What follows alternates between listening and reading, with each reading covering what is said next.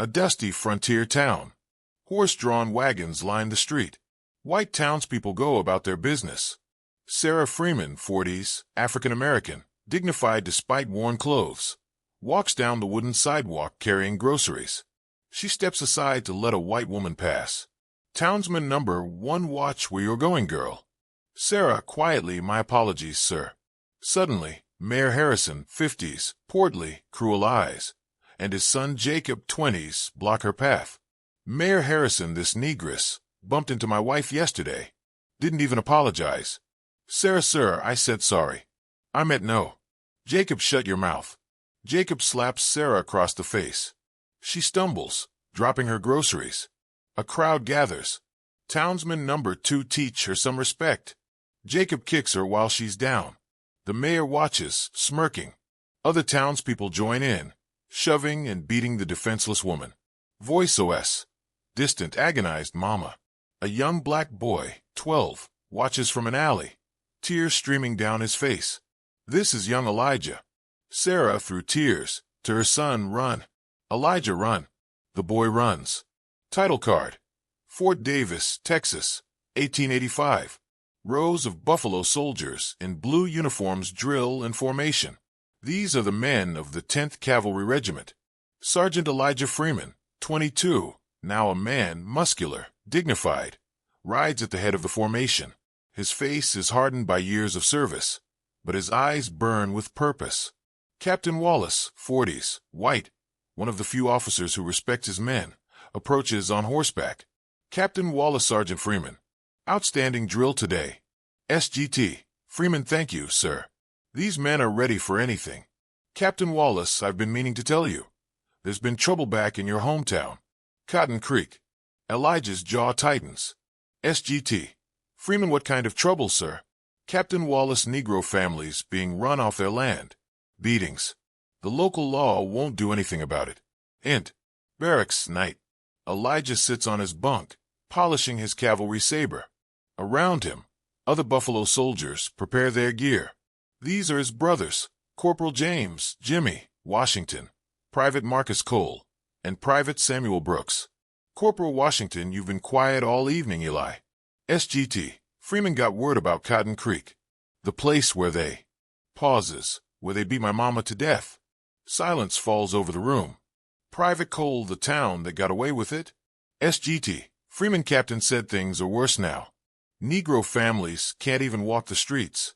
Private Brooks, what are you thinking? Elijah looks up, eyes blazing. SGT. Freeman, I'm thinking we took an oath. To protect American citizens. All American citizens. Corporal Washington, the Army won't authorize a mission for that. SGT. Freeman, I know. That's why I'm going to request emergency leave. Just me. Washington stands.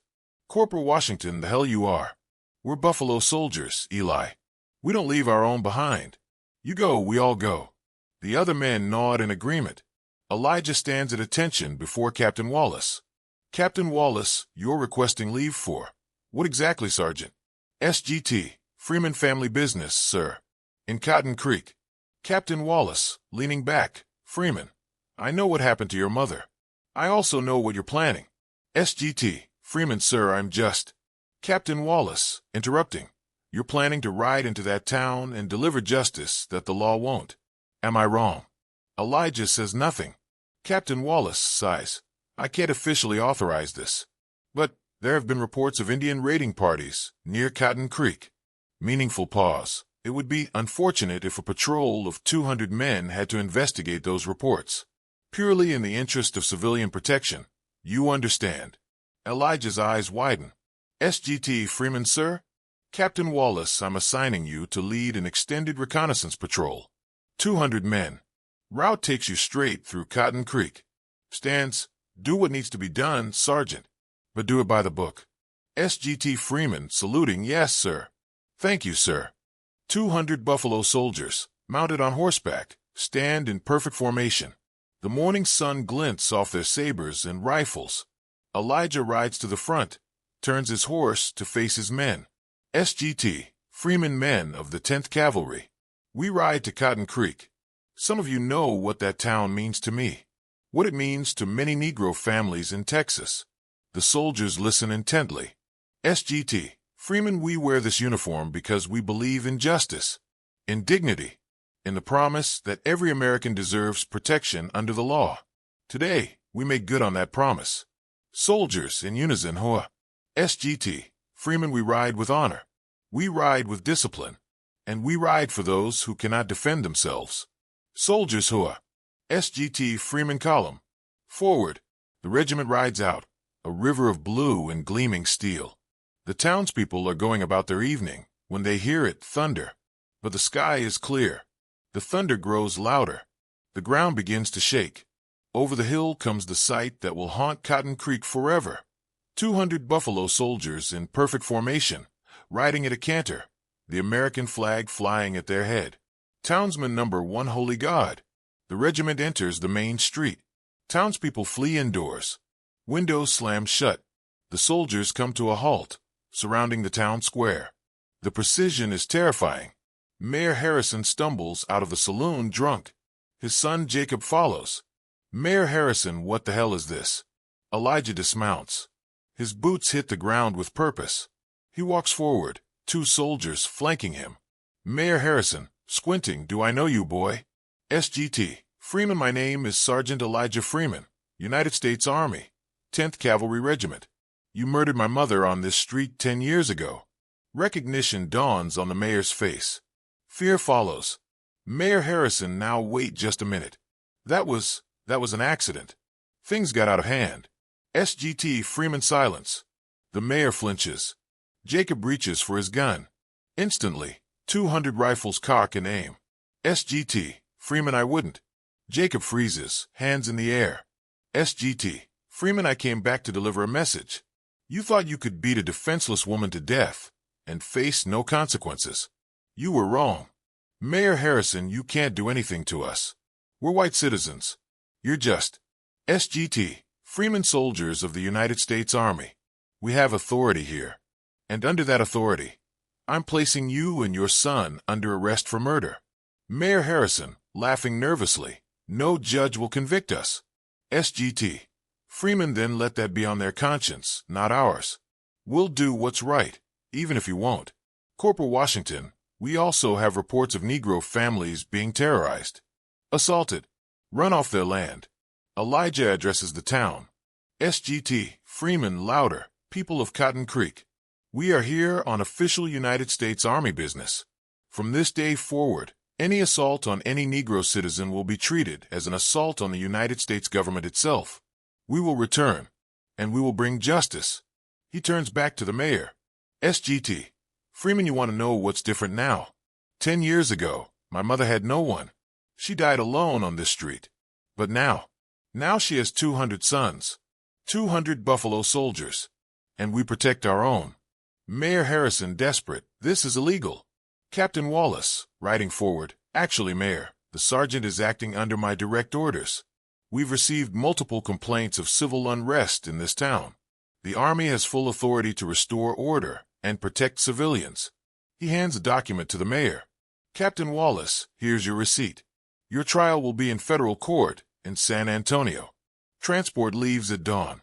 Elijah stands alone at a simple grave marker. Sarah Freeman, 1835 to 1875, beloved mother. He kneels, placing his sergeant stripes on the grave. SGT. Freeman, quietly, I came back, Mama. Like I promised. They'll answer for what they did. Behind him, his fellow soldiers stand at attention, a silent honor guard. Corporal Washington, approaching. Time to ride, Sergeant. Elijah stand, wipes his eyes, and turns to his men. SGT. Freeman, thank you. All of you. Corporal Washington, we're Buffalo soldiers. We look after our own. The regiment prepares to depart. The mayor and Jacob, in chains, are loaded onto a wagon. Negro families emerge from their homes, watching in awe. An elderly black woman approaches Elijah. Elderly woman, are you Sarah's boy? SGT. Freeman, yes, ma'am. Elderly woman, she'd be proud. We all are.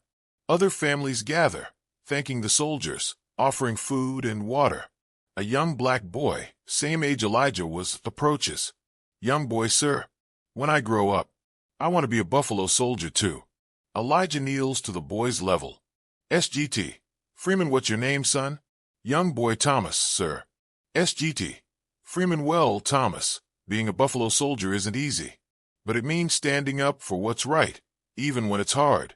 Protecting those who can't protect themselves. Think you can do that? Young boy, nodding enthusiastically, yes, sir.